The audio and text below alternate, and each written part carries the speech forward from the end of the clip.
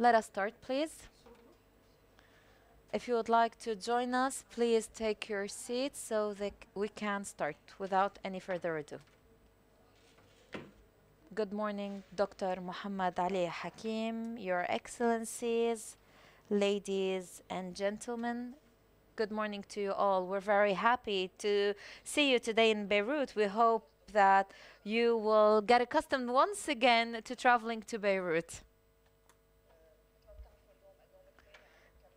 We are discussing the issue of technology for the second day today. Technology has flooded us in a globalized world, which is going in a fast track towards a more industrial integration between human lives and technology. And thus, we cannot look or disregard this new change which has imposed itself on us and on the traditional economic performance.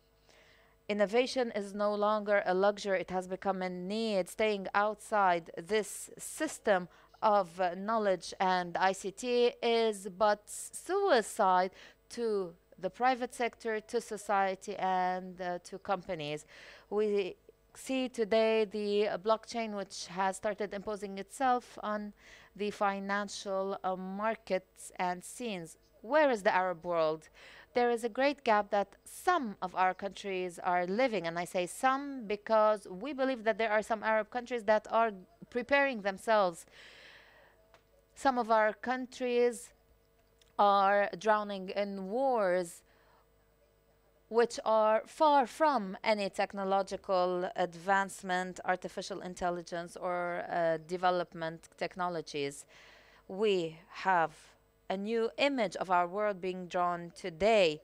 Are our countries ready to receive this transformation? How will we be able to face the challenges that will be imposed on us in a way that would constitute a strength that serves sustainable development and not a pressuring point that will eradicate whatever job opportunities are still available to our young people under raging unemployment? What are the opportunities? What are the laws and legislations needed? What are the success stories that can be noted in this field? How can we plan for an Arab future that follows up on technology in a way that would create entrepreneurship and innovation?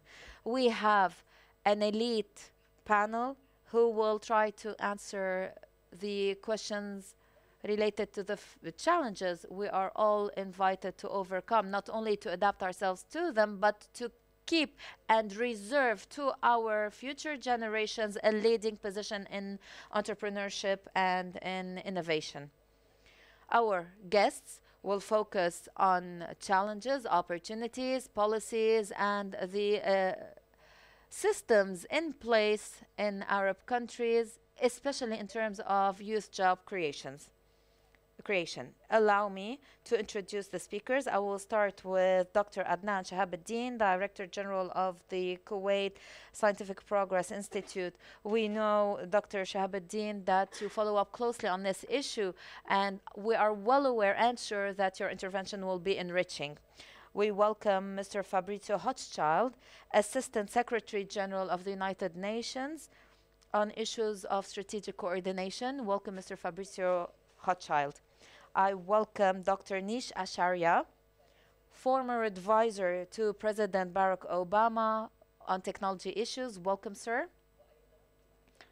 And since it is an issue related to opportunities available to young people and success stories, I would like to welcome engineer and inventor Muhammad Jawde, the manager of TechSpace Incubator, which is specialized in artificial intelligence, and entrepreneur Eli Nasser, founder of Foodtech from Lebanon. And of course, I haven't forgotten Hussam Zaki.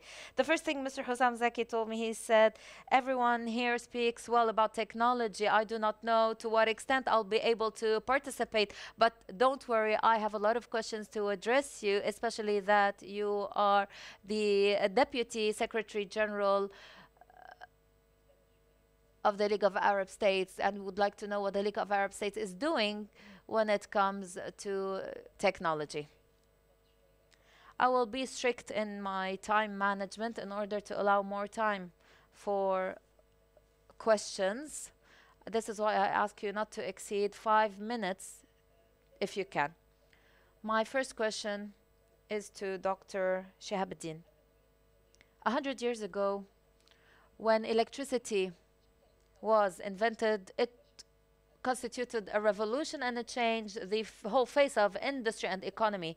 Today we are facing a similar revolution, or perhaps it may even be a stronger or a more pertinent revolution.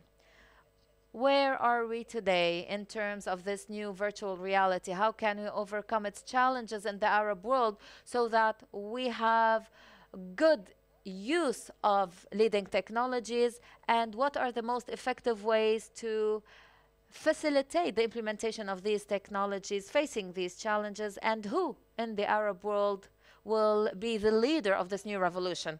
I will try to answer in 5 minutes. You have showered me with questions.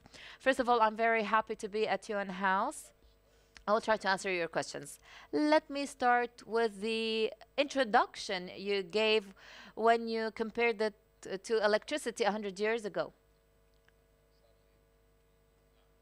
I've been working in technology in the Arab world for more than 50 years now. Do not be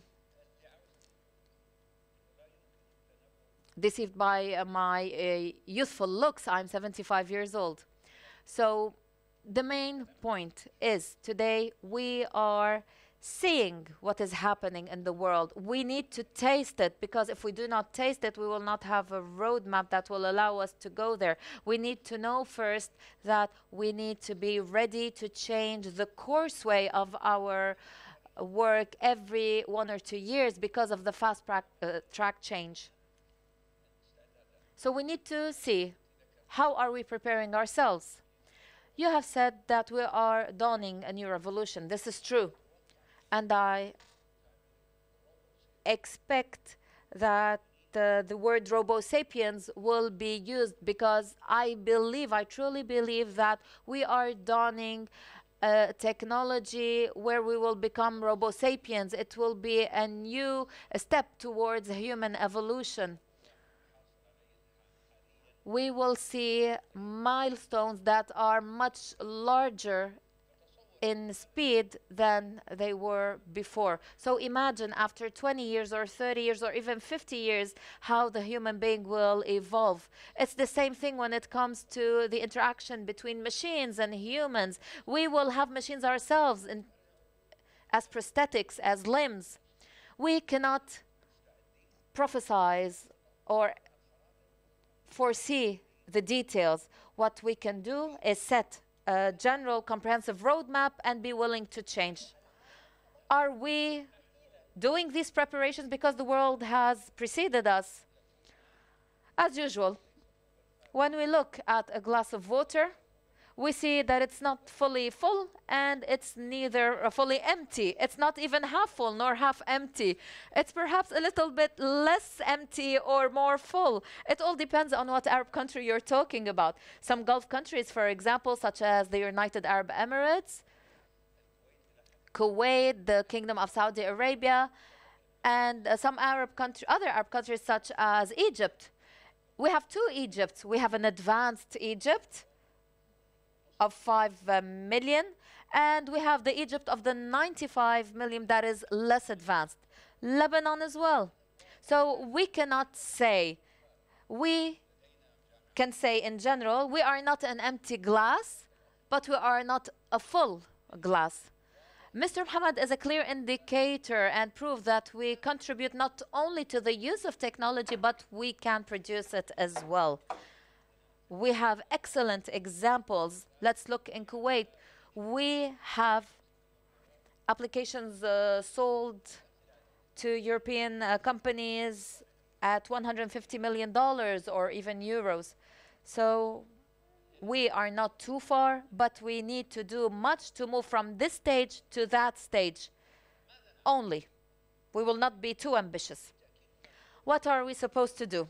Of course, governments play a role, so do enterprises, so does the society.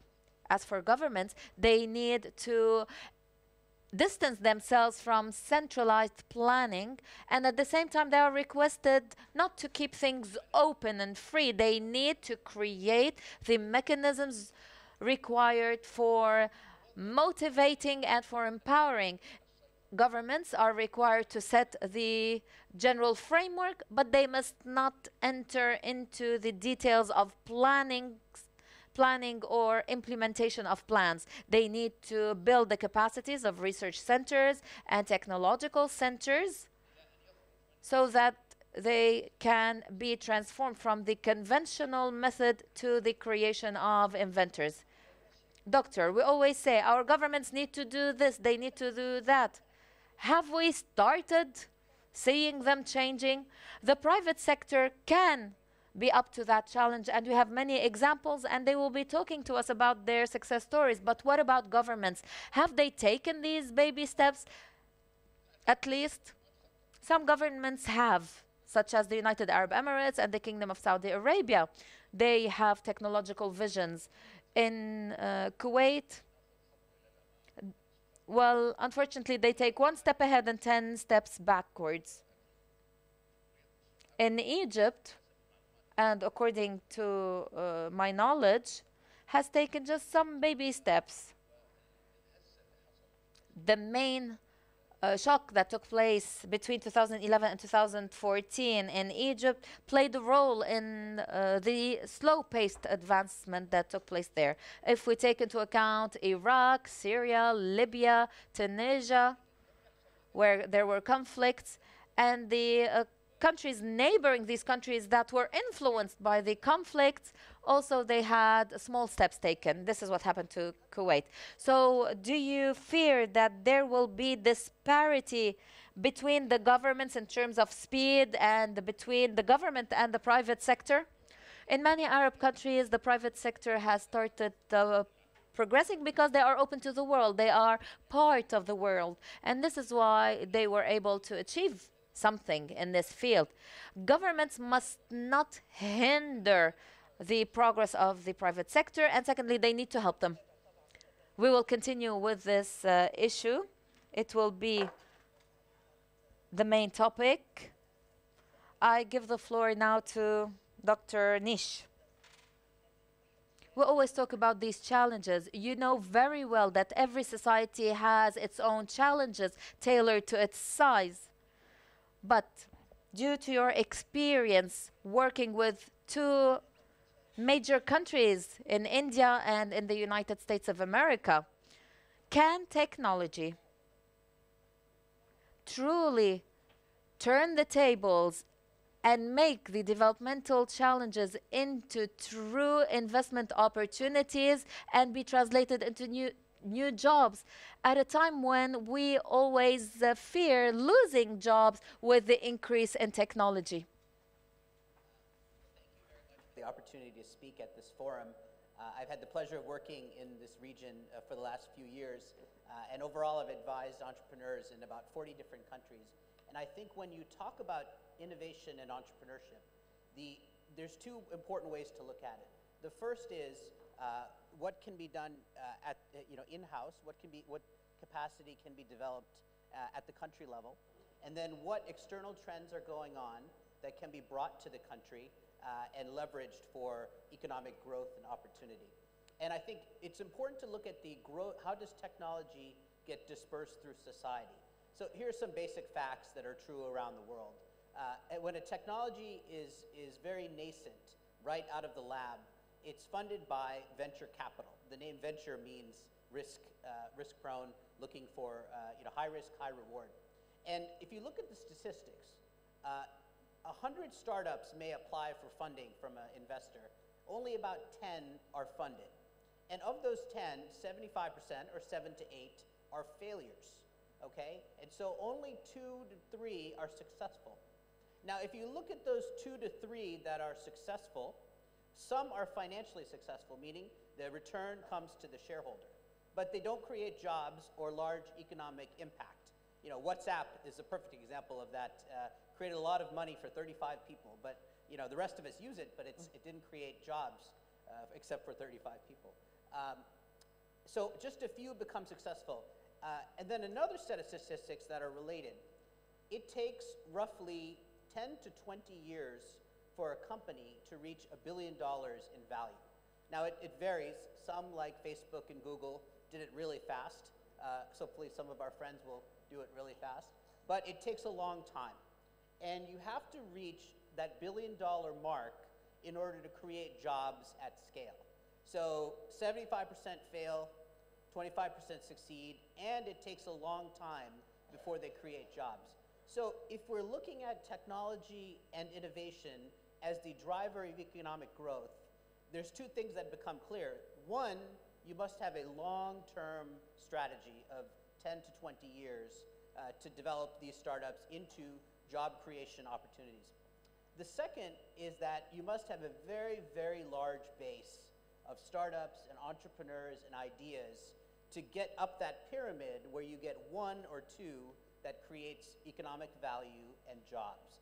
And I think one of the challenges in the Arab world has been that there's some startups, there's some incubators, but there isn't a coordinated effort to have 1,000 startups in Beirut or 1,000 startups in Kuwait to go up that pipeline. There's some efforts here and there, and there's a lack of coordination. So I think if we look at frontier technologies as the means of employing Arab youth or driving modernization, we have to take a long-term view and understand that most things will fail. But the alternative is to import the technology, and there I don't see how that creates much value beyond productivity in a country. And so you can talk about autonomous cars. The only thing it'll replace in the Gulf countries is the South Asian drivers, right?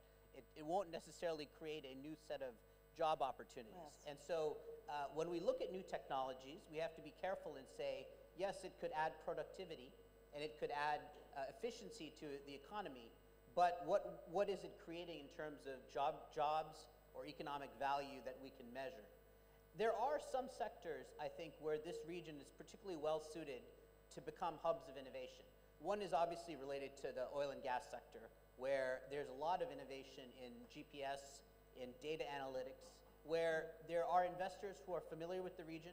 There are managers, business managers, who have run big organizations who can be advisors to startups, and there's certainly no shortage of capital. That's one area. Agriculture, where we have hydroponics and vertical farming that require less water, that's an area where this is a natural place to experiment. Fintech, because of the large underbanked population. So there are sectors where there's a lot of opportunity, capital, and expertise. But again, it's a 20-year time frame that must be taken. يعني أفهم من كلامك إنه المطلوب. So I understand from you that the private sector is required to invest in these sectors. But on the other hand, in order to provide job opportunities so that the objective is not only easy money for the enterprises and the companies, the other objective needs to be the creation of jobs. So this role is that of the government because it's legislative. We need to have laws. We need to have the regulatory framework for this sector so that the people can be oriented or to be motivated at least to invest in these sectors you have spoken of and in which we find success stories, right? Right. So I think a lot of that comes to training. Certainly there's a regulatory infrastructure that allows startups to flourish. So many of the nations here have created investment funds and the ability to access those funds, and that's a very important step. The second step is to say, how do we ensure that the right training programs exist at our universities? And so let's take a very hot new technology called CRISPR, which is related to gene editing. It's a very hot topic in Asia and North America. Billions of funding have gone into it. There was only one program I could find in this region, in the unescwa countries, that had a sort of a renowned program around gene editing. So you can't take advantage of that new industry if you don't have the training programs. So in addition to have capital being available, there has to be the training, and not just one department or two departments, but really down to the skilling and the technicians and everything that goes with it. أعتقد دكتور شاب دين. I think Dr. Shahabuddin has a comment. Governments must play that role. In Kuwait, for example, the government was aware that in order to create jobs for young people, they need to encourage them to establish startups. And they even had a fund used for startups. It was at a volume of $7 million. But what happened, as Nish has said, what happened is most of the projects were restaurant opening projects. That's because they had no orientation, yes. And all the employees came from Southeast Asia. So there were jobs created, and there was additional income to some 1,000 Kuwaitis because they established chains of restaurants. In the last 10 years, we increased in the number of our restaurants. We exceeded the number of restaurants in Beirut, but it's a matter of 2 or 3 Kuwaiti partners who have new ideas related to the restaurant business, but there was no innovation. The only innovation is in the way they make profit. This is a lesson we need to benefit from, to see how governments need to take the initiative, but the initiative needs to be accompanied with a long-term strategy. And the government needs to look into adapting its process. It established this fund, but it was not able to meet its objectives. That's because technology changes every month. It develops even every month. And the legislations required do not follow the same speed. Thank you, Mr. Nish. I will move on now to Fabrizio. We have heard of the role of governments, we have heard of the role of the private sector, but also I would like to know about the United Nations. Where does its role lie? What is the vision of the United Nations? How does it view this new world system? Does it play a role in it? And after it, I will address the same question to the League of Arab States, because I think that you play similar roles. Thank you very much, and let me express my gratitude to icts-en and to the organizers of this event for allowing me to be here. And the question is key. The questions you're asking that are the subject of this panel are exactly the questions at the center of the Secretary General's concern. He's laid out to the General Assembly that one of the transnational challenges we're dealing with today, amidst many others, is frontier technologies, because these technologies have the power to transform our societies for good, but they also have many unintended consequences and potential for malicious use. And that is the question. The question that's facing us now is how can we best use those technologies for the good? How can we contain the unintended consequences? How can we stop the malicious use? And the Secretary General is very determined to reorient the organization to be able to better assist national governments, regional organizations in dealing with these massive changes that we're subjected to that I don't think we fully understand. We're at a space in history where the technologists who have invented these things don't fully understand the consequences. And we've seen that in many of the media reports around these technologies. So the Secretary General is very determined to place the organization to be better able to help. You referred to electricity. In my last duty station, which was the Central African Republic, there is still 95% of the population who do not have electricity 100 years on. And this is also the question of new technologies. How many people are going to be left behind? How many people will be included? So I think the first challenge is really to ensure that these new technologies don't boost inequalities, but reduce inequalities. And of course, all these technologies, as I alluded to, are double-faced. Social media, Facebook, these have been very important in giving many people access to information that they wouldn't have had before. But they've also been very important, let's face it, in polarizing populations, in contributing to conflict, in highlighting divides, in facilitating hate speech. So again, there's a dual application. Artificial intelligence can be used for governments to contain human rights, to exercise greater control, or it can be used as a tool, as a diagnostic tool, as is the case now in India, to make up for a lack of doctors in helping diagnosis. So again, we need to better steer these technologies to good use. And I think the icts-en report that I think Nish helped with, that was prepared for this session, has some key recommendations about how we can go about better profiting from these technologies for good and better containing the unintended or malicious use. And the first is to understand the nature of technologies. And I don't think many governments and many peoples are not adequately educated. In the UN, I can't pretend that we're adequately educated yet.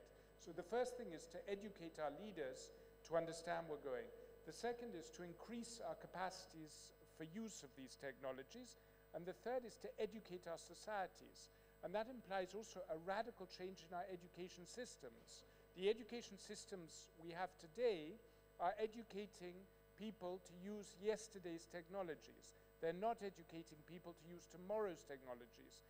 And a lot of that means educating people to learn how to learn, because as you say, things will keep changing. So that's another element. And then we need enabling legislation, enabling procedures that allow us to better incorporate these technologies. And many countries across the world have made those transformations. China is one example that, in a space of 10 or 15 years has radically changed its society to one that is adapted to new technologies. In Africa, there are other examples, Rwanda, Kenya, where those transformations have been made.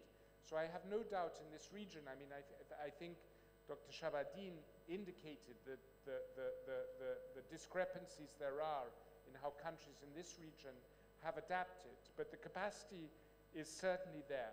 And the UN stands ready, and the Secretary General is making it a priority for the UN to better support states in dealing with these massive transformations that the new technologies are bringing about. سيد فابريزيو في نقطة لفتني Fabrizio, you have grabbed my attention when you spoke about the importance of education. We understand that education at the level of every individual is necessary, but when you talk about educating our leaders in the Arab world specifically, how can we do so? To what extent are Arab leaders today or Arab governments ready to learn and to adapt with this new technological transformation? We know that this subject matter will take much of their power from them.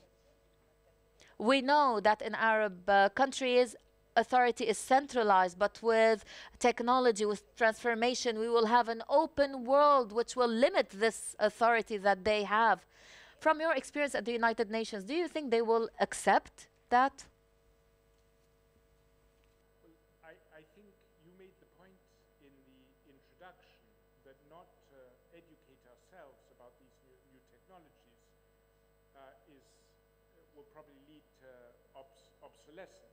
We will no longer be relevant, will no longer be able to interact in the world we live in. So educating ourselves, I think, is not just, as you said, a luxury.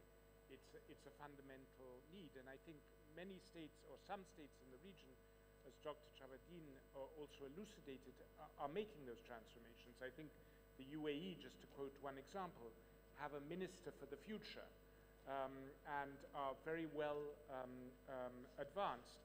I think we're all still understanding what the impact will be on society and coming to terms with that. And again, it's a dual effect. On the one hand, I think these new technologies make borders less relevant. Social movements happen across borders. So the whole notion of the nation state is being transformed. On the other hand, there's also a danger of the spreading of false rumors, of hate speech, of fake news, and that's also facilitated by social media. So again, I think having better educated people, better educated leaders to understand the implications and to be able to contain them is fundamental. And that's, those are changes in the education process that every country will have to go through if it really wants to be able to steer these technologies for good and contain the malicious uses. Thank you.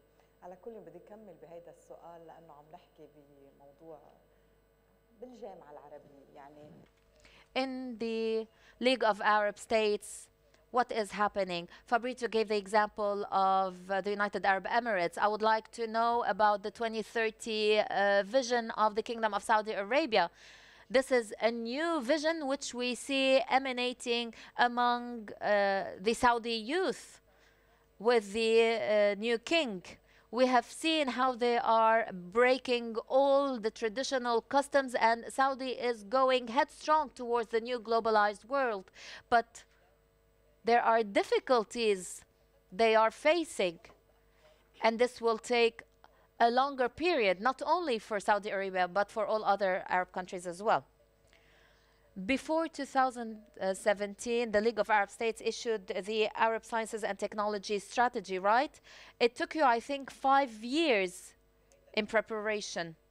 And in 5 years, the world had taken major strides towards technological progress. Now we have driverless cars. All this happened in 5 years. Now we have artificial intelligence. We have seen the birth of the robot. If you took 5 years to issue this strategy, do you need 5 additional years to implement it? Thank you, Madam. Thank you for the question. Thank you, the Undersecretary of the United Nations. I'm so pleased to be part of this session. Speaking, in fact, about the Arab action and the Arab coordination in dealing with such a subject is, as the Dr. Adnan mentioned, is a speech that has negatives and positives. Let me start with the positives. So we have this strategy, as you mentioned, Madam. It is a strategy that has we started to debate in 2006, 11 years ago. That means that the Arab countries had started to pay attention to this issue since 2006. It has been debated at length, and then at the Jordanian summit, it was adopted. And we adopted the Arab strategy for scientific research, innovation, and creativity and development. This strategy required some mechanisms for implementation, and I'm talking here about the infrastructure that underpins the strategy. We have a higher coordination committee. So listen to me, please. Bear with me. In Lebanon, we have a saying, commissions are the graveyard of projects. Why did we need a coordination committee? Because as the speakers mentioned, some countries have made major strides in this field. Some didn't make the first step yet. So we need coordination. We need that the member states of the League of Arab States sit down together on a round table and coordinate their strategies. This committee is not comprised of only those member states. It is comprised as well of all entities within the League of Arab States, Alexo, federations, unions. So they come together and discuss these issues. Also, they bring in science experts, and it is an extremely important issue. There is there are linkages, scientific linkages between the Arab countries and associations that oversee and committees that oversee this, and they are doing well. So in this field, we are deploying some efforts that we should recognize. This strategy is not an alternative to the scientific policy that is adopted by each country. So every country has its own policy on technology and technological developments. This strategy, however, is an Arab vision. It is an integrated and common Arab vision to launch this field forward. So when we speak about this issue, we say, yes, the objective, the goal is 2030. So why 2030? How can this Arab strategy contribute to development in the Arab region? What do you expect, sir, to achieve in 2030? How would the Arab world look like in 2030, in your opinion, sir? I don't have an answer. I would give you my interpretation. Based on the strategy, what does the strategy say? The objective, madam, the vision is that the Arab world, the Arab countries, be able to rely on this strategy, to use this strategy in development. This is the common goal across Arab countries, development. So if technology could be harnessed for that, but this is what we're trying to do. This is not happening now, but why do we plan? Why are we planning and why are we setting objectives for ourselves? To change the reality. The reality is not seeing that happening now, and not in all countries. But is it now a priority based on the Arab agenda? Unfortunately, no, that's my feel. And maybe it's a danger, it's a threat. Maybe we need to work with countries in a more bold and intensive manner. Let me tell you something. Mr. Fabricio spoke about an element. In every paper I prepared about this subject, I didn't see that element reflected. The Arab world, the Arab countries are dealing with this issue as an absolute good. Technology is an absolute good. Accordingly, the Arab vision to deal with this issue is that technology brings with it so much good. And we need... So the debate is always generic and general. The speech, the rhetoric is that we need to keep pace with the speedy international and world development. This is dangerous. There are some negative aspects. And I can speak of some technologies, when they are implemented,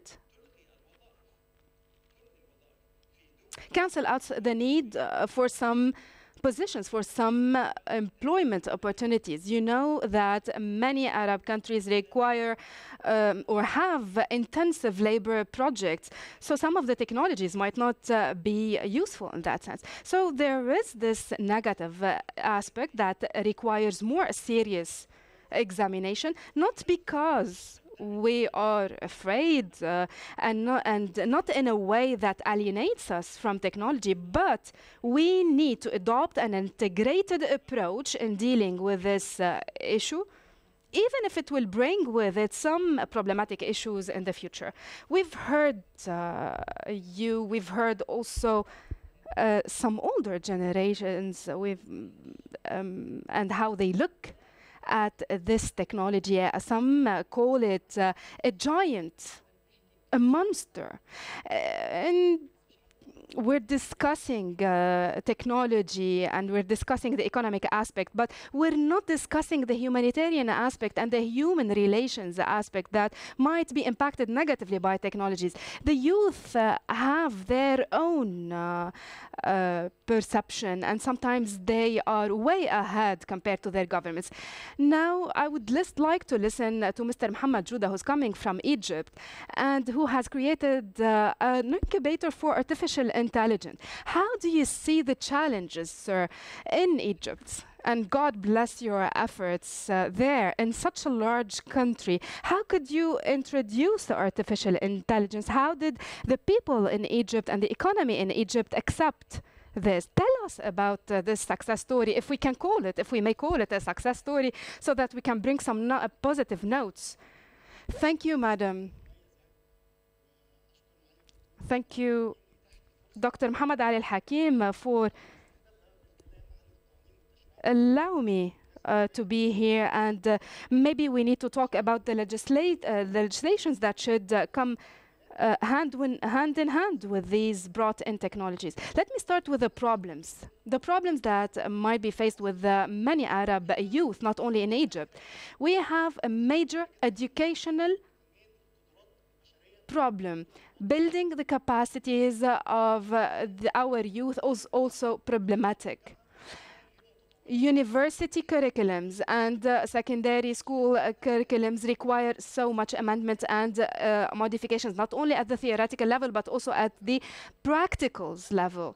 So that generates generation of unskilled labor in many aspects, even in regular sectors. Also, we have problem in accessing multiple funding sources. We listen so much about large-scale governmental initiatives for entrepreneurs, and the problem is that they would stop at studying the credit risks. We have a nature, there is an adventurous nature about our projects, and the risks are high. And the expected success would be modest.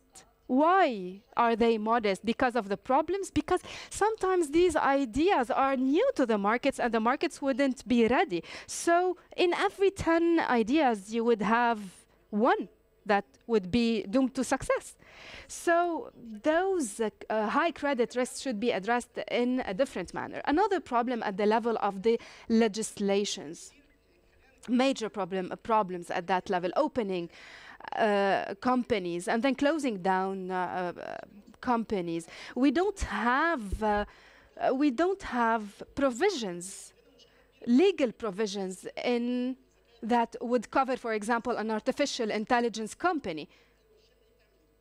People would not understand the essence of those companies, the big data companies. Many similar companies would not have the required definitions. So that leads us to register these companies under different names, or also the laws on investing in those companies they are problematic. Also, another problem we face in the competitive advantage among our Arab countries. We always think when we think of India, we think of software development. When we think of Germany, we think of our other niche technologies. So we need to have a specific technological identity for the Arab world. We are mainly drowned by normal businesses. These normal businesses do not have a major technological component that can bring a competitive advantage.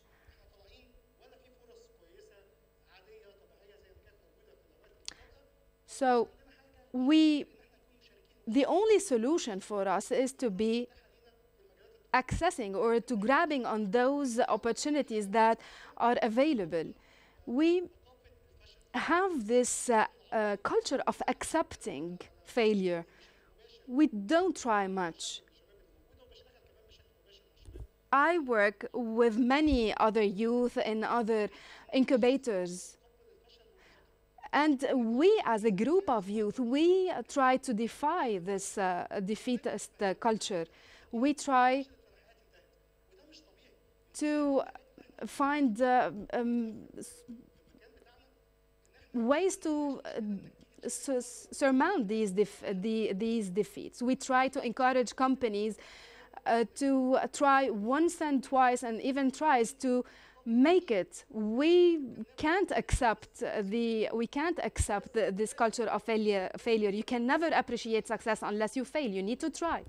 So this language, sir, that you are using, you have so many thoughts, sir, and they are not excellent. It's not. We can't.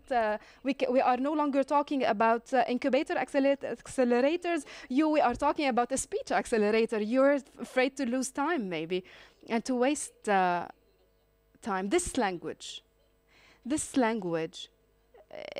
it common? Is it known in Egypt? Is it accepted? Do you have positive responses?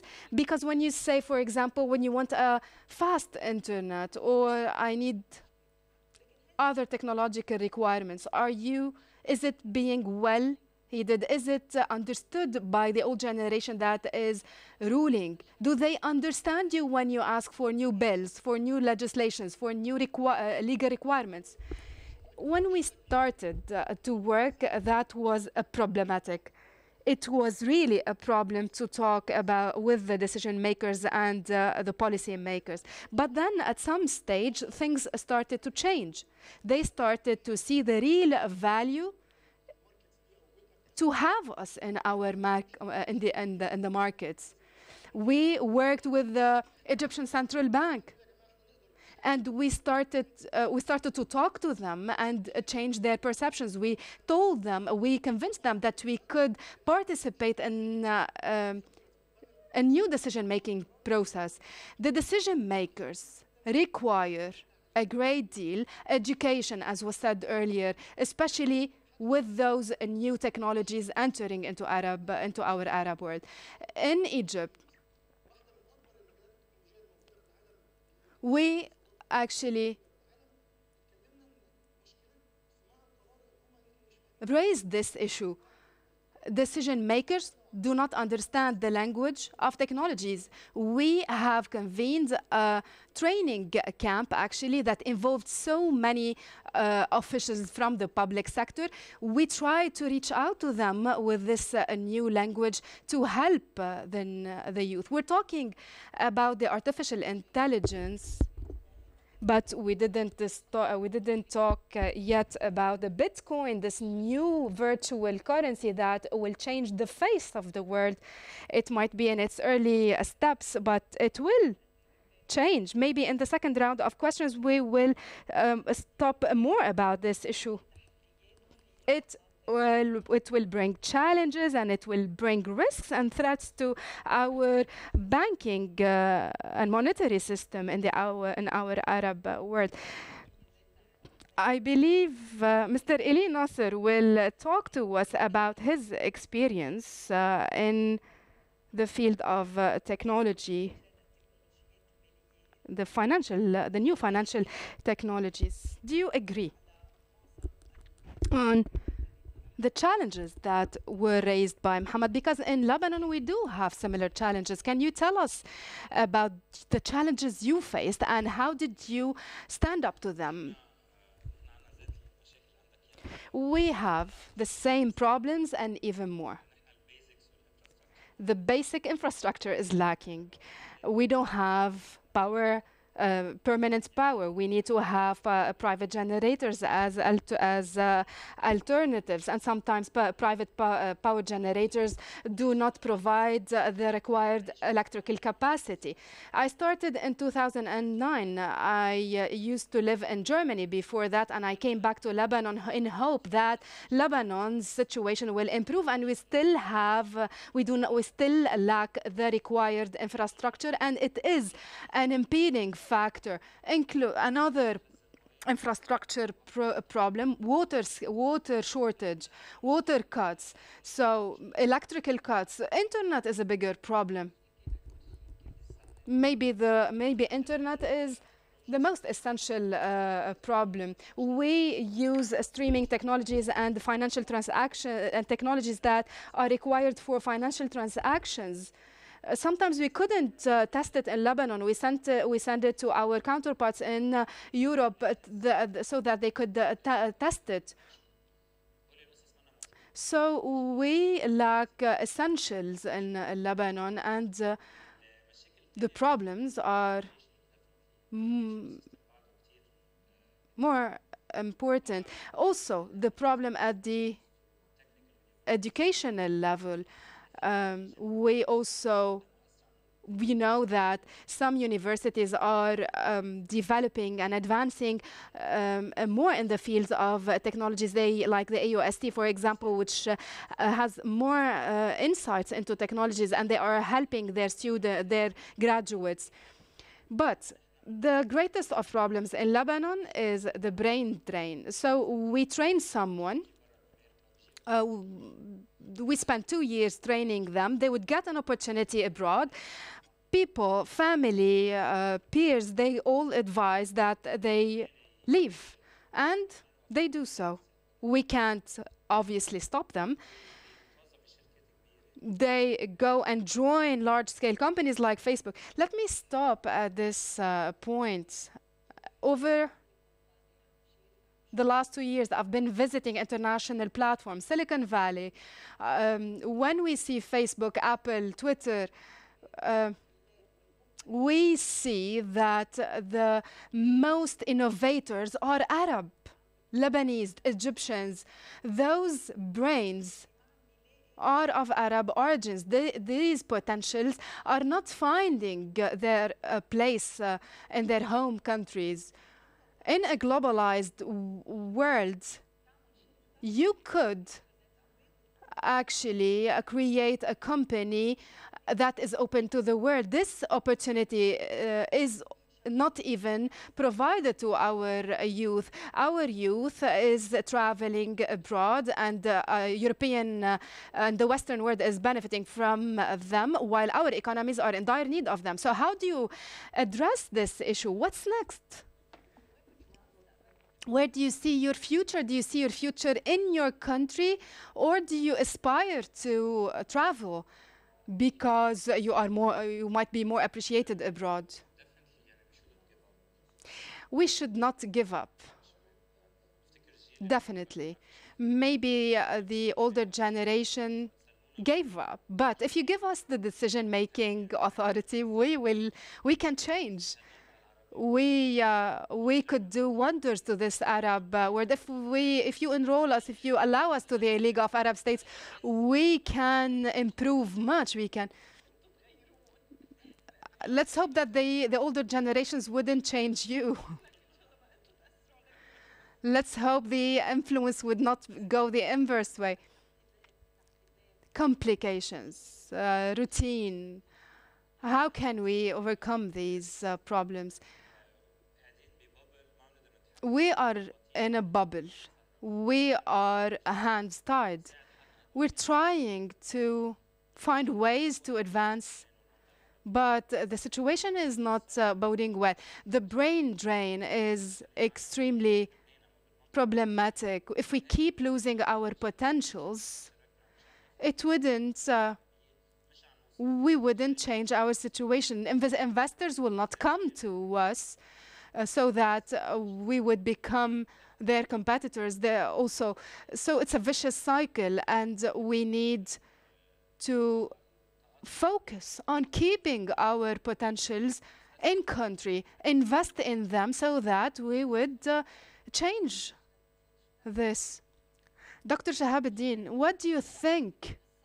This outcry coming from the youth, you started by saying you've been working in this field for the last 50 years. Now that you hear the youth, they are screaming every day for a more conducive climate, for better legislations. How do you answer them, and do you think we can do something? Our governments, can they give this outcry a priority? I'm not that enthusiastic. madam. In the coming period, I don't think that governments can do much, even if the signs are boding well, at least in the Kingdom of Saudi Arabia. Maybe we need to ask a question. Where should governments intervene so that the future can be better? In which particular sector? Is it in the sector of creating opportunities? Yes. Incentivizing startups? Yes. But the more important issue may be education. We are bracing for a future that requires a paradigm shift in our educational systems that takes us to allow us to keep pace with these accelerated technological developments. We can link education to the fourth industrial revolution. How can we make use of the artificial intelligence, the robot, in education in all its levels? It goes without saying. You know that we have our demographic composition is mainly dominated by the youth. With increasing demographies every year.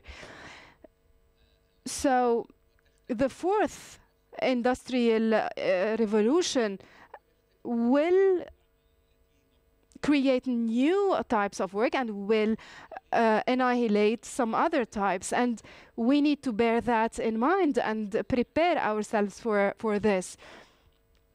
Even in the third industrial revolution, I believe we were the least to benefit from it. In the future, the gap will be bigger and we will see more revolutions if we didn't proactively put down bases to change the educational system in all its forms, not only the public sector educational systems. And if we didn't revisit also the role of large-scale companies, specifically those companies that have youth, we need to intervene to change this, the educational sector. Mr. Fabricio, do you have a comment on the issue of education?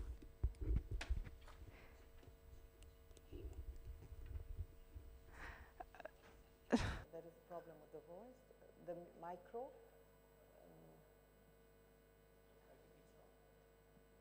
I'll speak loud.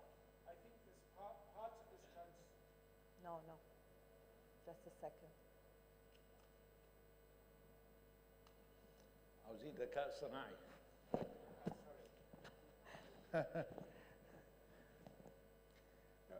As part of this transformation, I think we also have to transform those of my generation and older, how we understand youth and the place of youth in society. I recall when I was young, if I wanted to understand new technology, how a typewriter worked, how a car worked, how a motorbike worked, I went to my elders and they explained.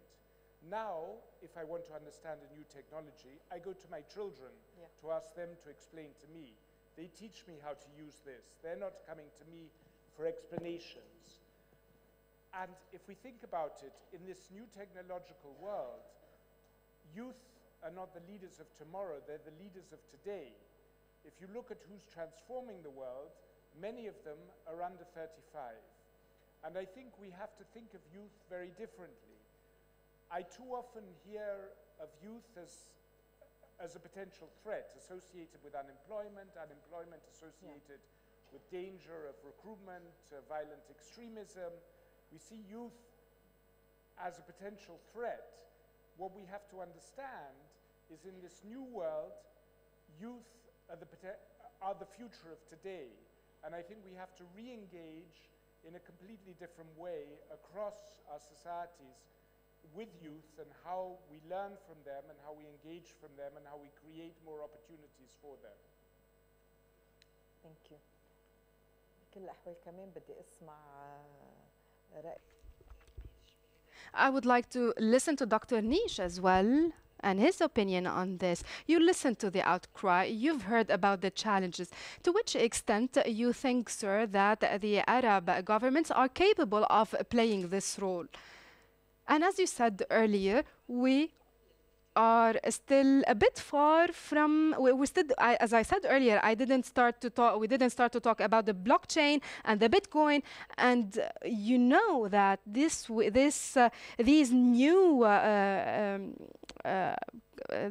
new things, these new technologies will change the transactions. Are very capable of taking on these challenges. I think one thing that's very interesting is at the highest level, there's been an acknowledgement across the region about the need to diversify the economy, to bring in the private sector, to create local jobs. That's been in every strategic plan. It's acknowledged. The challenge seems to be the leadership to push it down to the levels where there's a little bit of uncomfortableness at a university, at a large public sector enterprise, to push them to say, you have to be innovative. You have to move from oil and gas to solar energy. You have to diversify. So getting middle management, getting professionals to be uncomfortable and really internalize the change required, I haven't seen that yet. But I've seen very good high-level discussions and an understanding about the need to develop the private economy. So that's a good and a bad. I think one of the things that will be useful in this region, and it was the case in the US and in India as well, is to really take one issue and drive it for many years to achieve ubiquitousness.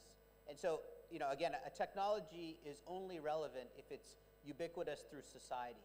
So in the United States, in the 1970s, Richard Nixon declared a war on cancer. And what that meant is over 30 years, cancer research was increased significantly. Private investment was encouraged in cancer research. And we see the change. And we see now that the morbidity around cancer has gone way down. Treatment is there for all kinds. There's drugs, there's therapeutics. It had a real impact in changing the way society deals with cancer. So in this region, let's take diabetes as a similar example. So a regional or a national plan to innovate around diabetes is the type of exercise, if you will, to help build the capacity to innovate, because it requires not just innovation to drive down cost of treatment, but also to expand more quickly accessibility of drugs and therapeutics. That's the point of innovation, is to drive down the cost and make it accessible, but also to do that through society, because you'd have to have research, you'd have to have doctors and nurses at hospitals think about it, you have to have government policy around it.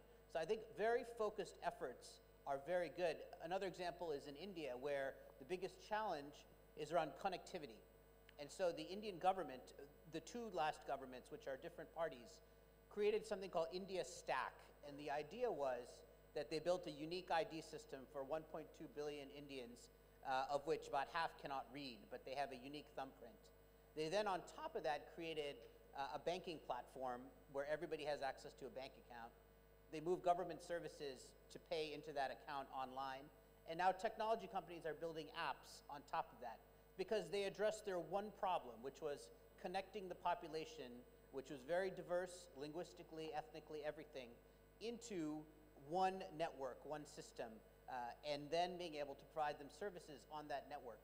It's not easy, it's not smooth at all, but it solved their one problem at a national level with their expertise, which was information technology. And so there's a lot of other problems in India, but this was one they felt they could solve, which would move the needle through innovation and technology. So for the Arab world, there's a lot of those things. It could be diversification from oil and gas. It could be diabetes and healthcare. It could be agriculture, desalination. So there are topics where government has to say, we're going to take a 10-year approach and we are going to make a dent in this. It could be the underbanked. So I think that long-term approach with a real focus on something very specific that everybody can buy into is something governments can do, and they actually, it keeps them focused. It works.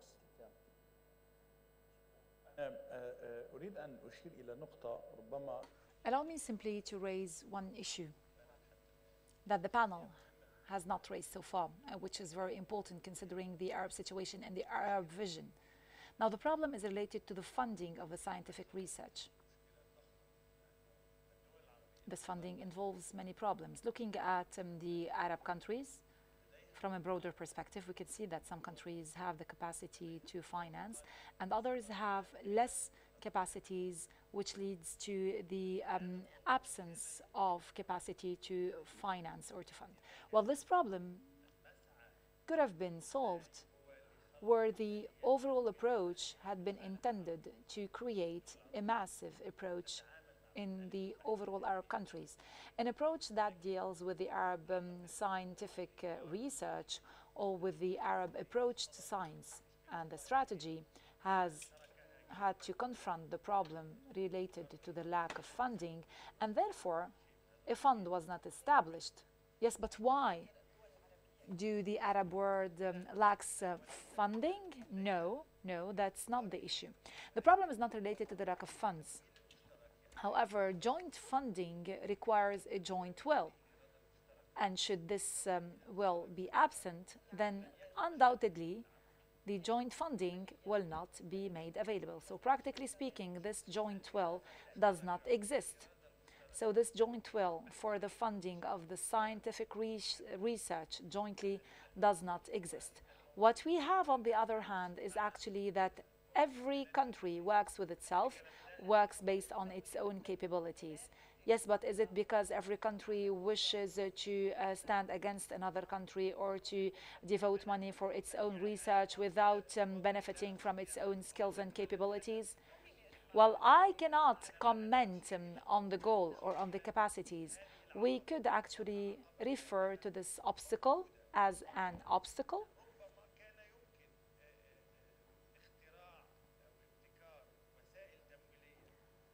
Other funding approaches could have been made available as per the situation in the Arab countries. However, this still hasn't happened so far. Can I please have your opinion? 42 years ago, in August 1976, a meeting was held for the UNESCO, the Alexo, and the Arab Ministers of Research in Rabat. Back then, I was only 33 years old, and I was representing the state of Kuwait that had given back then a pioneer role to the youth.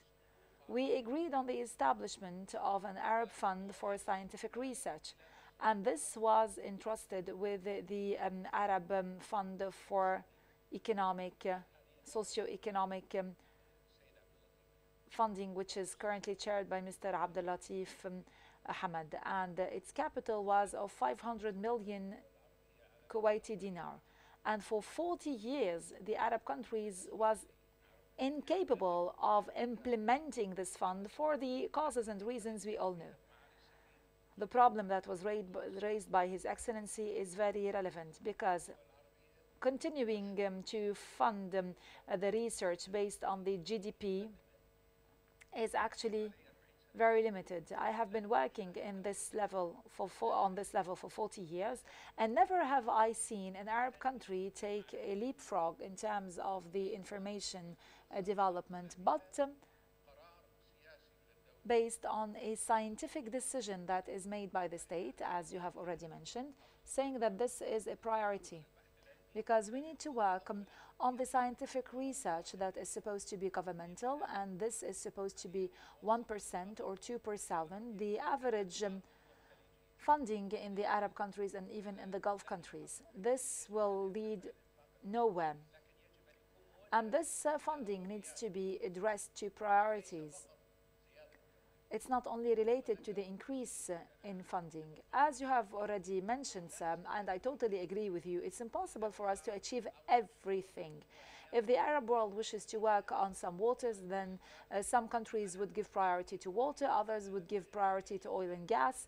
But nevertheless, we must believe that our priority is not only to diversify from oil and gas. Some countries believe that we need to go to the alternative energy, moving astray from oil and gas. I think that Arab countries need to work on the renewable sources and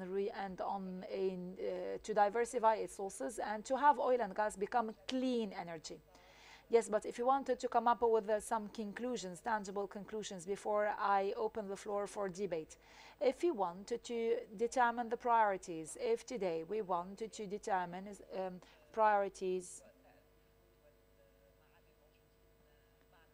and if we want to discuss all this, I would like simply to ask each and every one of you to share with me one priority. We have spoken about science, we have spoken about research, so what could be the priorities? This could be the main recommendation of this session, pending of course the comments of the audience. So what do you believe to be the main priority for the Arab countries? I have already said that education and scientific research, and education is supposed to open up to the future, benefiting from modern technologies, governmental and non-governmental and companies.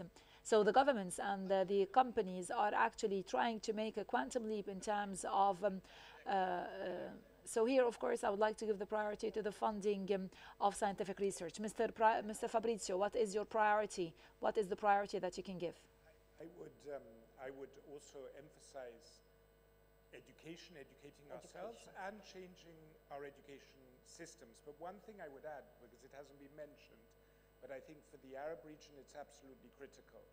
There's a tremendous resource of very educated people in the Arab region who are being overlooked and discriminated against. This panel is an illustration of that. I'm thinking about Arab women.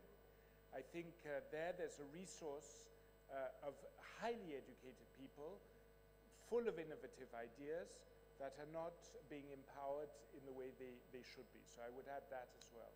Okay. Dr. Nish. I would say look at innovation and technology not as its own vertical, but as something spread across every function of government as a means of bringing down cost or increasing impact faster. التعليم والتمكين. التعليم والتمكين. التعليم لا أقصد به تعليم الشباب. We can talk about education and empowerment. We can talk about educating these people. So I think that we can talk about education and empowerment. So to empower the youth and educate the leader. بقدر أنا أزيد معكم شغلة. القرار السياسي. القرار. I believe that it's the political will against the enemies, against the challenges, and working on this, not only from a positive perspective. Now I would like to give the floor to the participants. And of course, if you have any question you would like to send and you would like to give to the participants, then do not hesitate.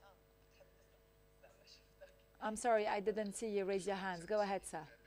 Thank you very much. Allow me first to highlight icts-en's initiative to have a governmental session for technology and its role in sustainable development.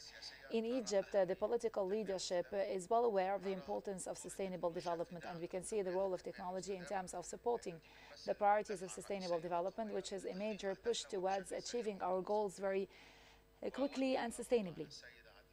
To respond to Mr. Shahabuddin regarding what, so I would like to respond to Mr. Shahabuddin based on what Mr. Aguda has said. Of course, the situation has led to the lack of stability, and this is, of course, a period of time that is that has finished a long time ago. So to hold the private sector responsible for technology doesn't mean that governments are well immune against all this and all this responsibility. Therefore, support is supposed to be given to startups, to emerging companies, and all governments have has actually projects regarding, for example, the MSMEs, in addition to many initiatives that I cannot mention lengthily. And all this is related to technical support in providing the activities to the starting private company, and this is very important on this level. On the other hand, I would like to say that Egypt intends to hold a high-level meeting for the members of the G77 plus China in collaboration with the UN and all the Arab countries who are represented at icts-en in order to overview the international tendencies of technology and the impact on the situation. So you have actually mentioned priorities, and we have 7 priorities for the next conference, namely energy, water, food, agriculture, health, environment, education, and therefore we wish to examine the means of bridging the technology gap and to bridge the digital gap, and we look forward towards an active participation of all the countries in this meeting. Yes, sir?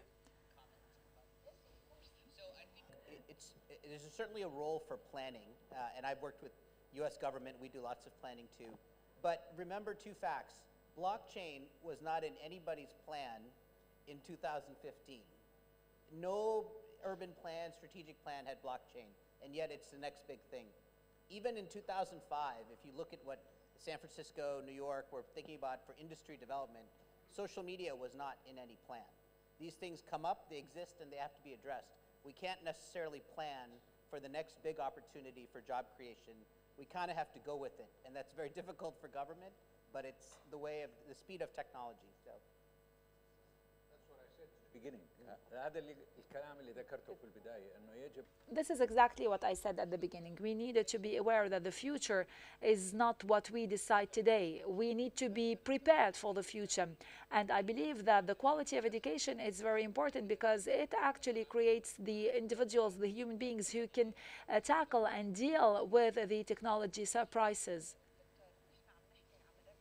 We are focusing enormously on education because we are looking forward. We are talking about a long-term human investment. However, as mentioned by Mr. Mesham, similarly to what happened with the social media, that was something that we did not expect to happen. Now you have the blockchain and the cryptocurrency, and here, of course, you have a web that imposes itself. Now, I do not know to what extent we have to wait until we see the risks arising therefrom, because the Bitcoin, as we can see, actually goes and then it goes back to the dollars. So once again, we are going back to using the same currency. But nevertheless, there will be some other virtual currencies in Lebanon, and this is what I understood from Mr. Muhammad, and I believe that in Egypt the same is applicable, where we have actually a digital currency. Lebanon is actually preparing the new electronic currency. So these are challenges that have actually arisen today. These are not challenges that we could have expected years ago. Are actually the people or the Arab people capable of dealing with the virtual companies or the companies that are working within the blockchain? Do you think that they are prepared to do so? To answer, I believe that some countries are ready. You mean in the Arab world? Yes, I believe that some countries are ready and they have started to deal with this. I agree with what you're saying, but what I meant to say is that education is the one that will prepare the generation that will be capable to cope with the surprises that will happen in the future. Yes, Your Excellency, you have a question. Thank you. I would like to thank the panel. It's a comment, and then I have a specific question. When we talk about education, we always talk about school education.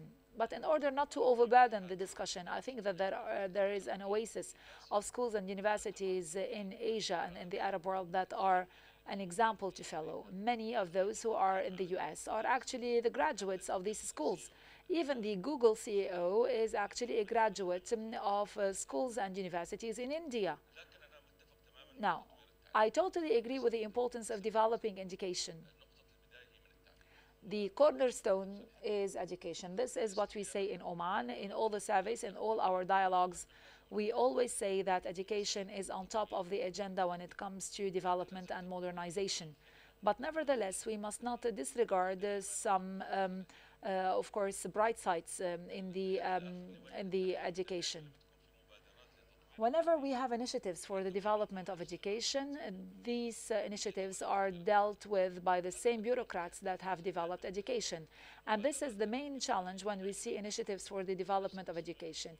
And we repeat the same thing, the same bureaucrats, the same persons are the ones that are developing the situation. On the other hand, what happened in the developed countries and in the Silicon Valley or the US, if you know the Silicon Valley, you know that it's actually only 1 mile, and it's only 1 kilometer times 1 kilometer, and yet despite its very small geographic space, it is producing innovation, and it's producing something that's very important. I believe that Silicon Valley is actually the byproduct of Stanford, of HP, but even Stanford is actually the byproduct of the American Constitution that was made ready 200 years ago. So it's all actually an interrelated chain. All these elements are actually resulting from a system that is related to accepting, to tolerating failure. I agree with you, sir, with what you've said. Now, I have the Omani Fund for Technology, and I currently work with entrepreneurs. I deal with them on a daily basis.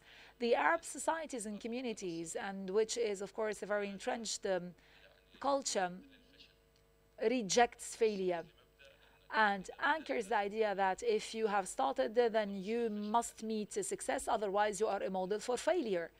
This is actually a culture that needs to be challenged. And even when we talk about raising the ideas that should be crazy ideas, the ideas that we consider to be crazy, whereas they are not crazy, they are innovative. So the environment is actually something that actually hit me when I went to the Silicon Valley, to the Google campus. You are actually free to suggest any idea, no matter how crazy it is, and you are free actually to spend money on this crazy idea. From American movie, the Minority Report, where we could actually switch the screens using your hands, and then they continued trying this until they felt that, for example, your hand could actually get tired 2 minutes later. This is why they rejected the idea, but they never blamed anyone for actually suggesting the idea to start with. This is a culture. This is a culture that you can empower in the Arab world. And I think that what we try to develop in Oman is that we need to have these silos, we need to have these oases where we could actually isolate these people. We can put them in an environment, the university, the venture capital, the innovation, the research center. And we need actually to bring in researchers and students that come from anywhere, any place. And we need, of course, to have these islands protected against governments, against the government institutions. And this means that the ideas are supposed to be freely suggested. We've had a similar experience in Oman. However, we are attempting to protect these islands against any intervention in order to make way for these young persons to suggest their ideas, to actually unleash their ideas. In order to start any business, then we believe that you need to have a headquarters, etc. But we know that, for example, the Big Five, where it started in the home garage. And then you could, for example, if you start a company and it fails, then you can start another one. Now, my question after this very lengthy comment is, for example, the idea of establishing these islands and to have universities actually interact in the Arab world. Will this be a tool useful for the development, for the furthering of these islands, to have them better integrate the world and to be beneficial to the Arab countries? Thank you very much. Before I give the floor to the panels, I would like to add what you have said. You have been to Google.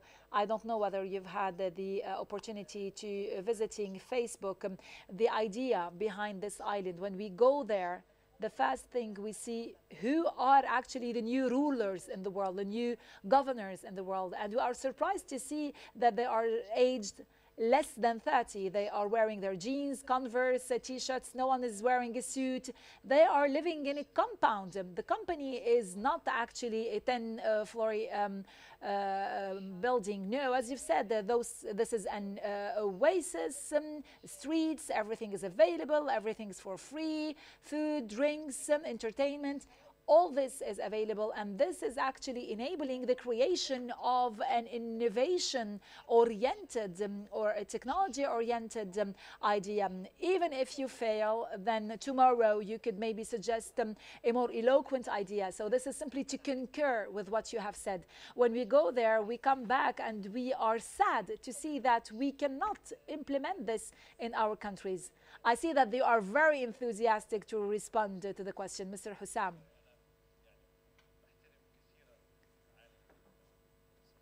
I truly appreciate and commend the comment of His Excellency, the representative of Oman. I think that the approach is not wrong. To isolate people in order to have them unleash their ideas and to benefit from their innovation is something to be acclaimed. However, in Your Excellency's intervention, you have mentioned the differences. Why, for example, the US is the byproduct, in the US, this is the byproduct of X, Y, and Z. And I believe that this is what we call the accumulation of information or cumulative information. Now, in the Arab world, the matter or the idea behind the cumulative information, if we're not going to condemn it and say that it's inexistent, we can say that it is very weak. The US is the most powerful country when it comes to the accumulation of information. This is, of course, unfair to us. However, the comparison between the US with any other country will actually be unfair to these countries compared to the US, except for a few exceptions. But I personally believe that if it is possible for us to benefit from these oases in order to improve the level of knowledge and information in the society, well, this is the main purpose. I need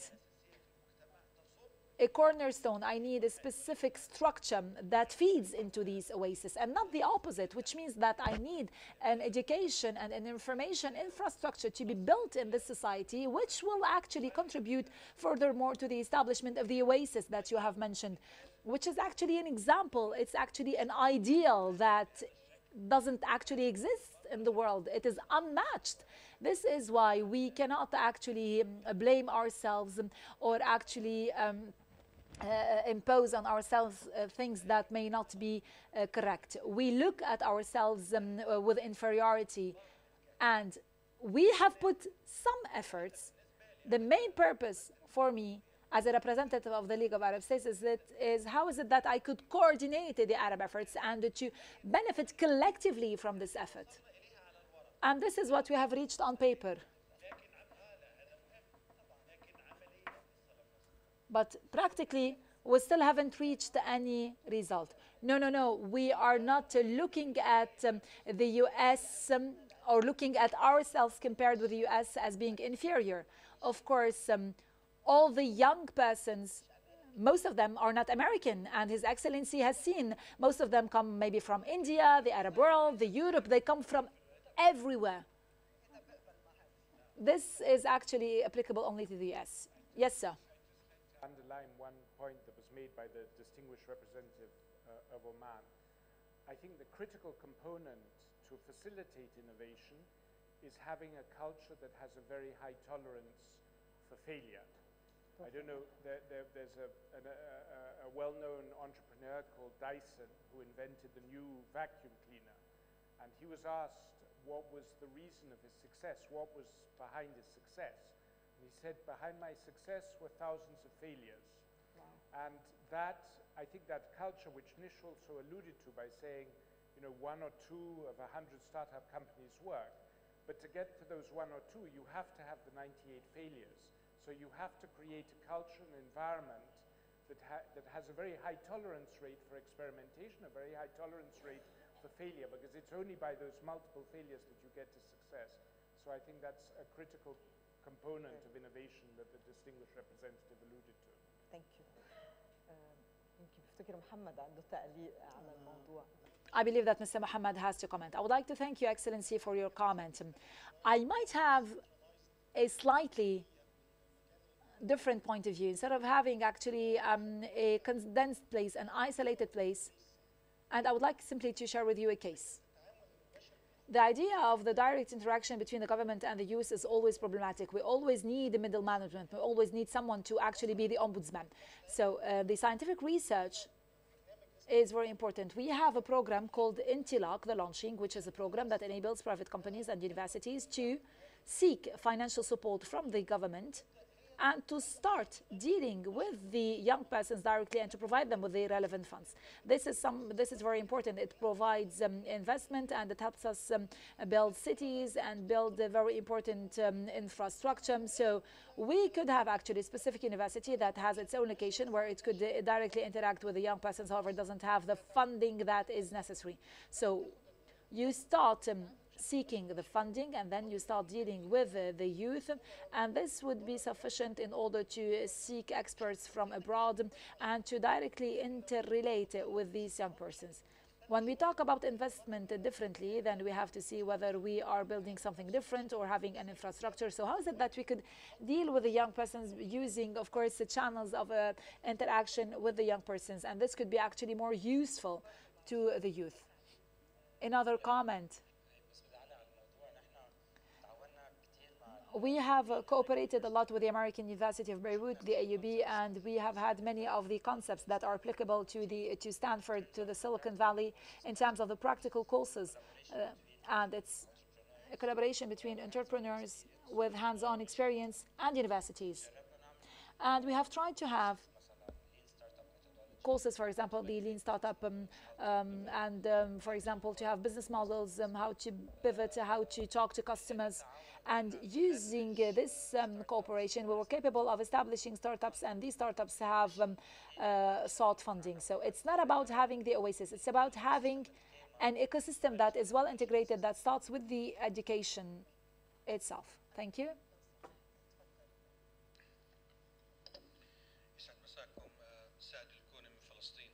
Good afternoon, Saad Al-Koni from Palestine.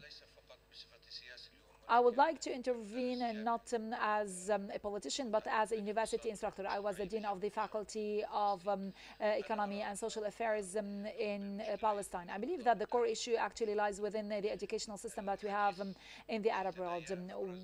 Basically, the discussion has highlighted that the Arab citizen, in order to have it become a creative and innovative and productive citizen, actually starts innovating and producing at the age 35 and between 35 and 45. I personally, at the age of 38, started working. And then in the blink of an eye, we turned 50. We still look at ourselves at the age of 50 as young persons. So our educational system actually makes us lose years of our life, years of the life of the Arab citizen before this person integrates production. Even before you finish high school, for example, one a student actually joined university. She was only 14 in order to study medical care. And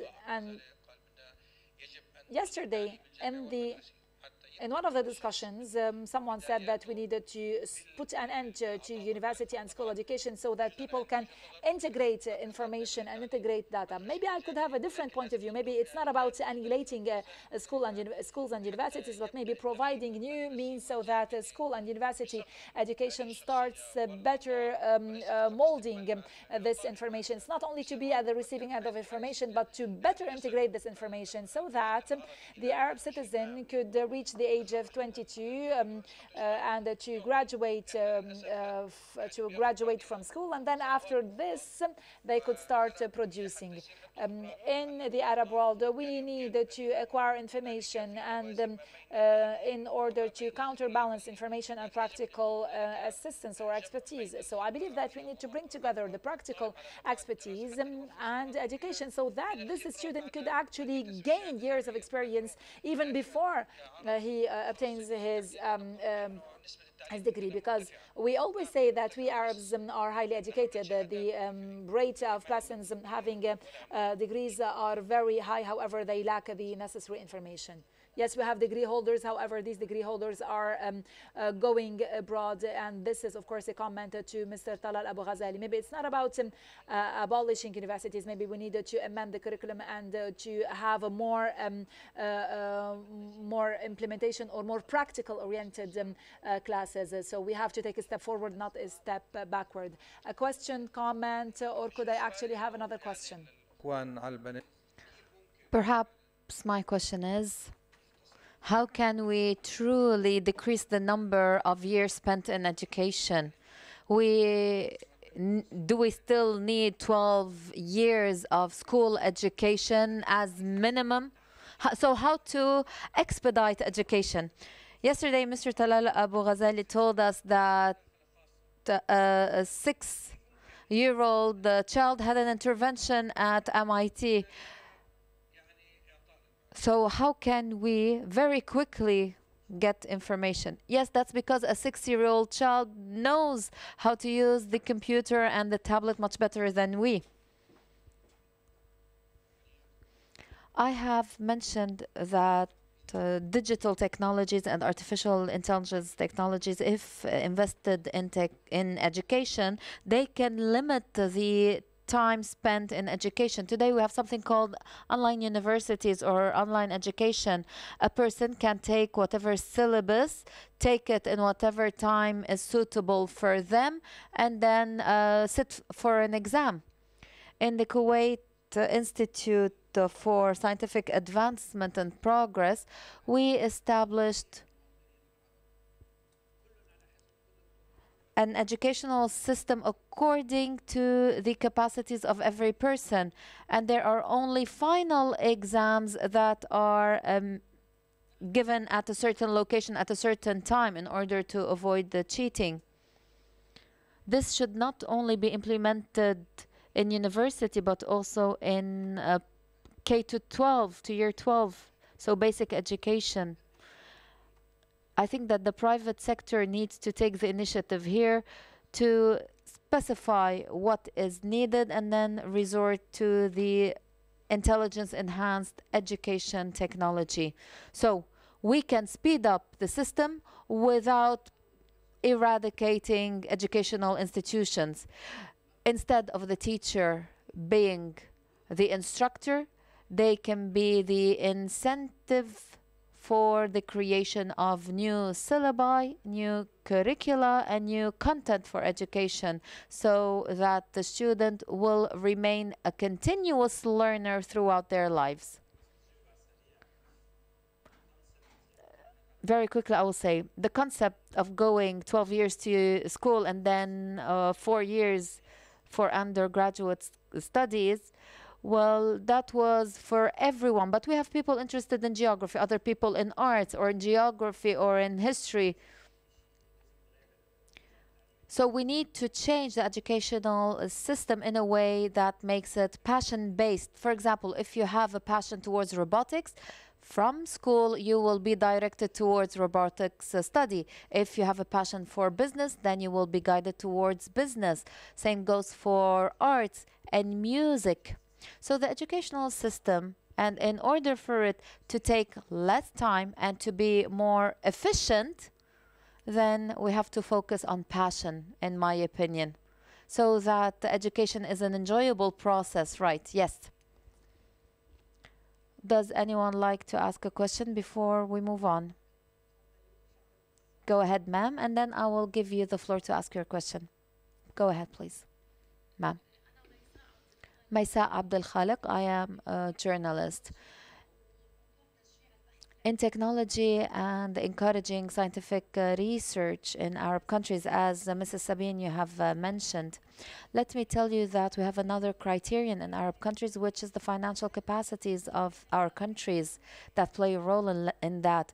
Will countries be available or be able to adopt a certain inventor if they do not have the capacity to finance such work? In Lebanon, for example, we do not have advanced technology, not because we do not have innovators in this field, but because the state has limited capacities compared to Gulf countries.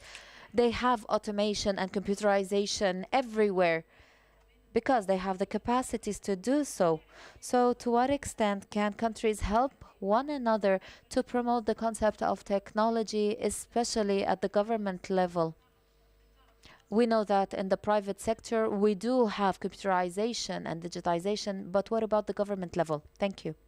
Let me also say that the lack in Lebanon is not because of the absence of funding, but because of the absence of transparency. This is why. Who would like to answer? Funding is overstated. What I've seen worldwide is that the oil-producing countries are the ones who created the venture funds for the most part. There's other exceptions, but in the United States, for example, the government actively does not want to fund individual startups. In the developing world, no government has funds for that, and yet entrepreneurship is by definition a resource-starved activity. Nobody gives you any money. I'm an entrepreneur, we have two here. Nobody gives you a check, you just start. And so I think a lot of it is culture-based to say, you know, I'm going to do this, and capital follows ideas.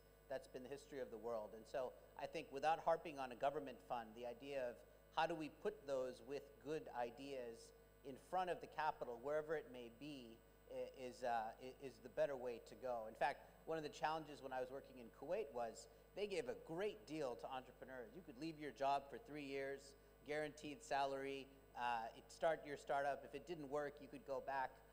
There's no risk, there's no reward. And so some of that is actually a good thing to say, you got to go out there and succeed or fail. So. Thank you. باخد السؤال من ورا. A question from the back. Do you mean me or someone else? No, the sir from the back. It's okay, I'm sorry, I did not see you. I'll take your question after we take his because I've given him the floor. Microphone. Microphone.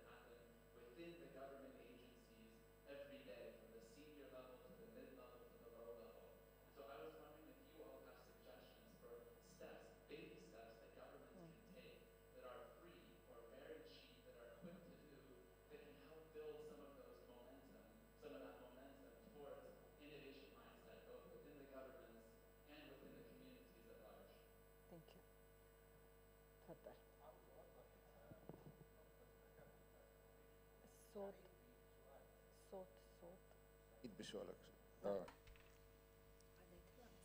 مسموع؟ الحكومات Governments play an important role in that, but not in venture capital. Venture capital is risk money for rewards. It must be from the private sector. The question you asked concerning governments, they need to invest in the infrastructure. I have mentioned there's no country in the world, not even poor countries like Malaysia and Singapore 20 and 30 years ago, they will not able to make this jump until the government improved education and invested in scientific research in order to be able to build the capacities that will create and innovate later. Government spending must increase, even if it increases 0.5%, it will have a positive impact, and innovation and creativity and startups will make a milestone with just 0.5% increase in this field. The United States invested in the infrastructure before it was able to leave the private sector to come in and to intervene in the second part of the innovation system. Does anyone have an answer? أود أن أذكر نموذجاً يعتمد في الأمم المتحدة وقد كيفه سعادة الأمين العام، وهو an innovation unit, and you can either do that by recruiting people separately or getting existing staff to focus on innovation. And then you invite outside speakers to bring in outside experts to talk to you about innovative areas in the field where you focus. And then you develop an innovation strategy, and then you get the heads, the leaders of the organization to talk about that strategy. Then you reach out to the younger people within the organization and get them to breed new ideas.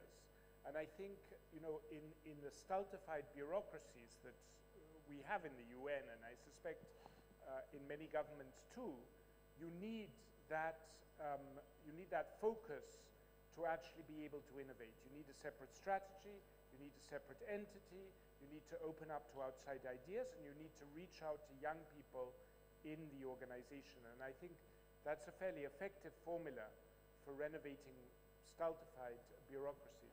And then you also have to create the culture of risk-taking, the culture of freedom of ideas in order to generate new thinking. Thank you. مدام تفضلي. شكرا. وأنا عندي ملاحظة أكثر في البداية. Thank you. I have a question. I would like to thank the Assistant Secretary General because he mentioned the role of women in technology. It is an important role that women play. Also, other speakers have said that we are facing an opportunity. The whole region is preparing itself to take steps towards technology, but we need to take into account the role of women. This role must not only be the role of beneficiary or an entity that benefits from this technology, but women need to also be creators, innovators, and decision makers. We have several experiences in this field. We can learn from them, such as poverty, education. In the beginning, they worked on the whole of society without taking into account the gender specificities, and then later on they started working on women, and now we have goals and SDGs on women. Here we have an opportunity. We need to start with a strong step by focusing on women as of the beginning. Thank you. I think that I still have time for 2 questions only.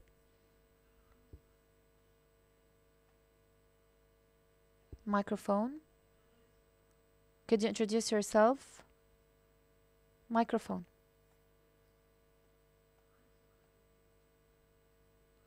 Microphone, please. Our apologies, we cannot hear the speaker. Microphone, please.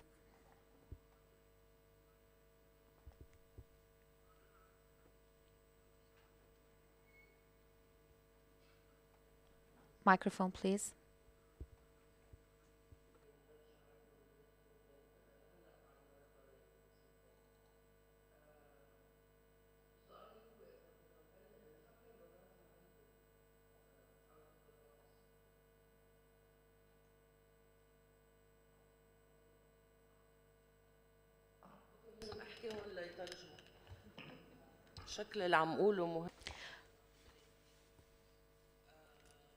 Now the microphone is working. Thank you. I was saying that coding started being taught in some schools in Western countries, but we do not have such thing in our countries. You started with your startups. Why don't you start with establishing schools like art schools or music schools that are extracurricular, where children and teenagers would go to learn the foundations of this pioneer technology. And perhaps we will be able to discover leaders who can be the future inventors. This would be a way that we can start with rather than sit and wait for governments to do something similar. The question is addressed to you.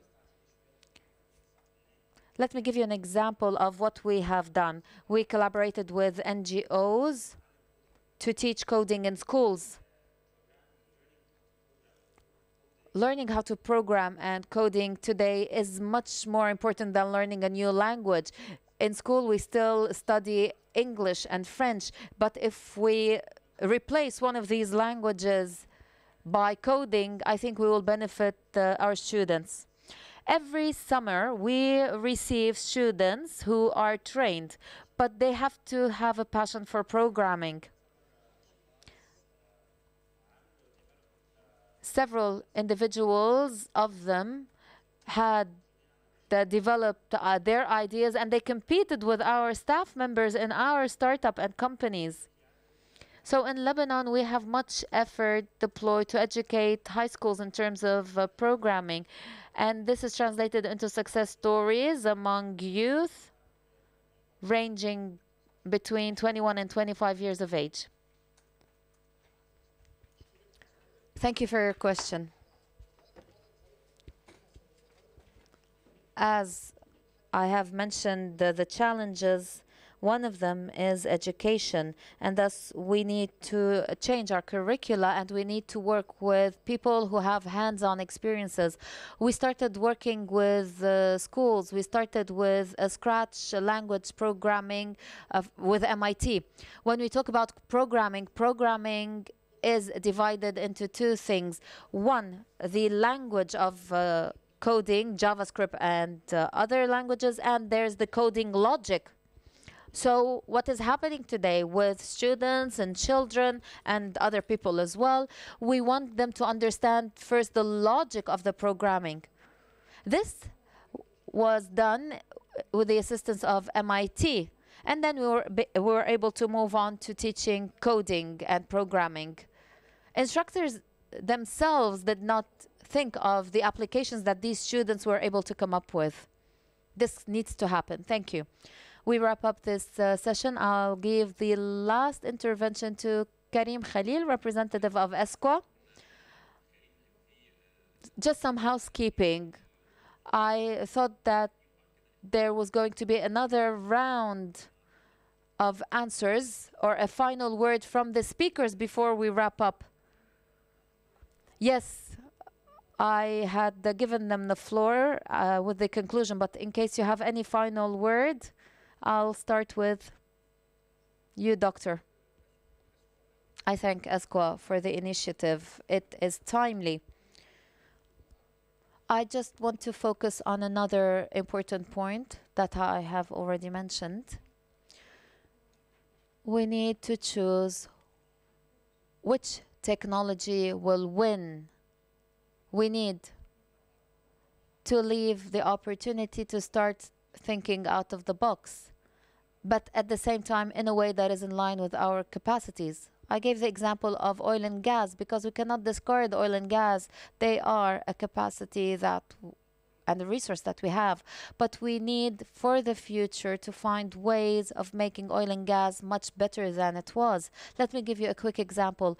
There are two technological companies, one in Switzerland and the other in Canada, that have developed technologies of producing CO2 from air and selling them. So they commercialize CO2 from air. Imagine if this is applied.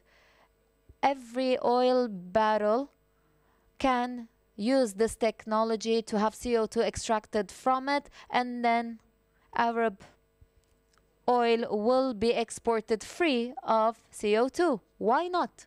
This is out of the box thinking. Thank you very much. I think that it is a rich discussion that can take several pathways. In a nutshell, Arab societies have emblems of hope, but they miss and lack many things, including the required educational infrastructure that could create a knowledge base that would allow us to achieve milestones.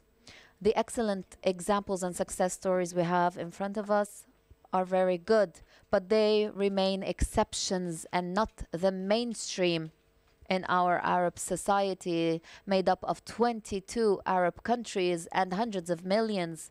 So we need to have more. We need to pay attention to the educational infrastructure and scientific research investment. These are the two pillars of any scientific progress in today's time. Finally, the League of Arab States will convene, in my opinion, a week, which will be an annual week for scientific research in the Arab world. This week will be dedicated to looking into such issues and related issues. It will be an action-oriented week and not only a policy-oriented week. We hope that this will be an addition to the Arabic work in this endeavor. Fabrizio, shall you wrap up? So like to thank icts-en for this initiative, and I think it's made very clear that there's much interesting thinking and many innovative examples in this region. I think in many of the interventions we came back to the issue of resources. Resources for education, resources for startup. And that obviously is a constraint. But there I think we need to take a broader view. This is a region that has resources, but where are those resources now being invested? I think too often they're being invested in defense, in violence containment. If we look at in Lebanon alone, what is invested in security, whether it's armored vehicles, whether it's security deployment, it's huge. So if you could create more peaceful societies, you would have a massive liberation of resources to reinvest in education, to reinvest in startups, to reinvest in innovation. And what does it take to get more peaceful societies? I think there is a broad correlation between peaceful societies and recognition and acceptance of diversity, including gender diversity. If you look at the coefficient of countries that are most respectful of diversity, they also tend to be the most peaceful countries, Iceland, the Nordic countries, Canada, etc.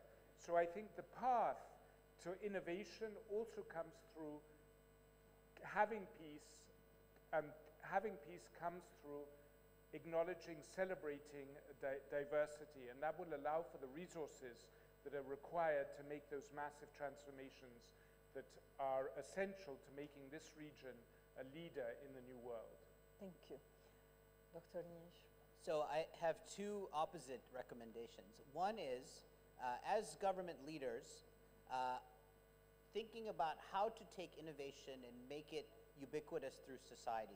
So what we discussed in the icts-en report was the 4 areas that the Assistant Secretary General mentioned, was understand the technology, train society to use the technology, transform society to be able to implement it, and then develop the level policy framework to make sure there's a level playing field. And that you can plug in any technology you want, and that 4-step framework will always exist.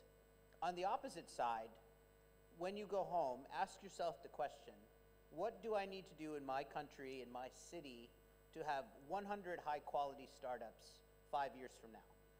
And maybe it's more, maybe it's 500, but what is the next level of growth to have high-quality startups? What transformation will be required? Because again, I go back to what I said earlier, 1,000 startups, 100 get funded, 10 are successful, 1 or 2 create jobs. So you have to think about that broad base. Thank you so much. محمد. أنا أحب أختم بنقطتين مهمين. أول نقطة قلناها كلنا وبنأكد. Mohammed, I would like to focus on the importance of education, not only theoretical, but also practical education. Secondly, which is of equal importance, is the idea of decentralization. Everything we're talking about now is the central role of government in developing something. What we need, and what I recommend, is for our governments to start thinking of what can be released from the hands of the governments. Not everything is required from the government. The government can take care of the infrastructure, but when it releases some of its responsibilities, when it decentralizes some of its responsibilities, we will find more space for innovation. I would like to repeat and second what Fabrizio said. We need to have an environment that is suitable in order to have innovation. So we need peace. I thank you. I thank you, Fabrizio, Adnan, Anish, Muhammad, Hussam, Eli. I thank you all. I thank icts-en for opening the discussion on this issue despite the many security, social, and political challenges that the Arab world is facing. We beg you, please take the decision to think outside the box and to forget our internal strife and look ahead towards the future. Thank you very much. I ask the heads of delegations to come here to take a group photo with you, Your Excellency. And I would like to inform you that the icts-en reports are made available outside if you would like to grab a copy. And since we're talking about technology and to save the environment, you can download them online as well. Thank you.